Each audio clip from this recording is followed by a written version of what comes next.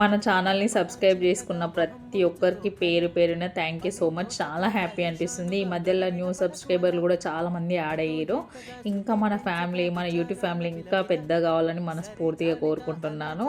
ఇంకా ఈ వీడియో విషయానికి వస్తే నా మార్నింగ్ సింపుల్ రొటీన్ ఎలా ఉంటుందో చూసేసేయండి. ఫస్ట్ లేవగానే బియ్యం అయితే కడిగి పొయ్యి పైన పెట్టేస్తాను. నిన్నటి వీడియోలో అయితే చెప్పాను కదా, ఒక్క స్టవ్ పనిచేస్తుంది, ఇంకో స్టవ్ పని చేయట్లేదని. నిన్న మెకానిక్ అతను వచ్చిండు, చేసిపోయిండు. 2 స్టవ్లు ఇప్పుడు మంచిగా వర్క్ చేస్తున్నాయి. మెయిన్గా ఏంటంటే నేను నీళ్ళతోటి బాగా కడుగుతుంటా స్టవ్ని. ఎందుకో నాకు తూడ్చిన అంత సాటిస్ఫాక్షన్ ఉండదు, కడుగుతేనే మంచిగా అనిపిస్తుంది. తను చెప్పాడు నీళ్ళు మొత్తం ఇందులో పోయి ఇట్లా బ్లాక్ అయిపోయింది మేడం అని. ఇంకా నాజిల్ అయితే పోయిందంటే అది మార్చిండు.